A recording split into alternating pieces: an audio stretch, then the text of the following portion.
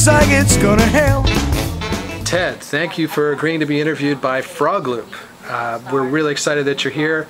A lot of people know you from the fact that you founded the ePhilanthropy Foundation and led it for many years. So I got to ask you, what about this merger with Network for Good? Explain the logic of that, and how are you feeling about that merger? Well, I'm feeling great. First of all, this is Frog Loop. I understand it's a pretty informal group. So well, that's true. We're very informal. We are not slick at Frog Loop. Okay. Undo the tie. No, the merger is a great thing to be happening with the ePhilanthropy Foundation. I stepped down last year as CEO to really focus my work on the next generation of ePhilanthropy, which is people-to-people fundraising.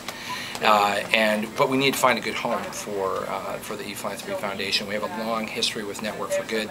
I'm very good friends with the founding CEO, Chris Sinton. I know the current leadership. Bill Strathman actually served as a trustee of the ePhilanthropy Foundation.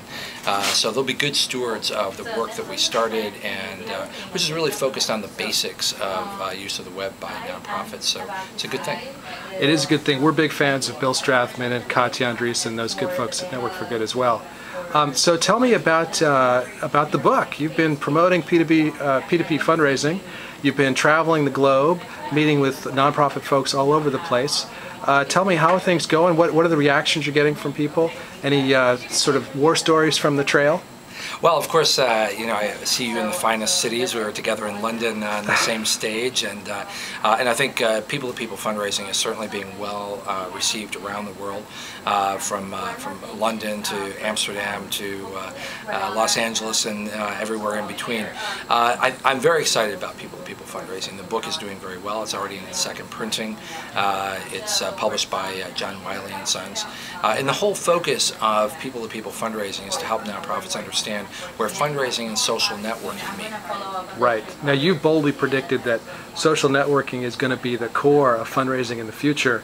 That's a very bold prediction, particularly considering how few dollars have been raised so far on Facebook causes and MySpace and other social networks. So I'm curious, on what do you base that bold prediction, and tell us about that. Well, my prediction is it's going to be a very strong tool set for nonprofits, and one that every nonprofit is going to have to begin utilizing and working into their fundraising strategy. And I think that's certainly true. We're seeing the early stages of it right now. Social networking, P2P fundraising is where ePhilanthropy was about 5 years ago. So now is the time for nonprofits to really start dabbling and start learning these tools, because 3 or 4 years from now they're going to really have to be experts. Wow.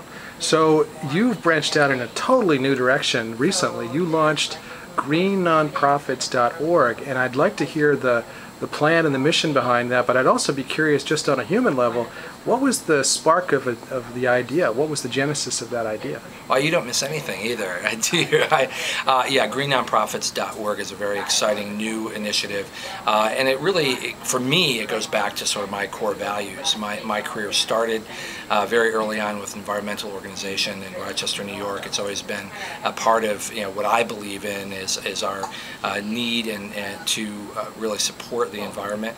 But my entire career has been in nonprofit management, fundraising, and outreach. And this is a real opportunity for me to help nonprofits get ahead of what I believe is going to be a very important push towards the nonprofit sector, and that is, as more foundations, corporations, and individuals become green themselves, I believe they're going to start making demands of the nonprofits that they support.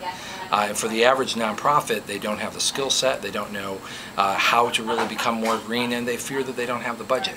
What we're trying to do is really provide the tool set to allow them to succeed. Well, we certainly wish you luck with that. I have a question. Because you've spent so much time in the nonprofit sector, you undoubtedly have met some amazing people and learned some valuable lessons. What's the best advice you ever got in all of your time working for nonprofits? Focus on individuals and focus on relationships. And do you remember who gave you that advice? Jane Geaver. Jane Geaver was my first mentor. She's in New York. She heads up the firm J.C. Geaver, Inc., and a lot of what I know about fundraising really comes from Jane. Wow. Well, listen, thank you very much, Ted, for joining us on Frog Loop.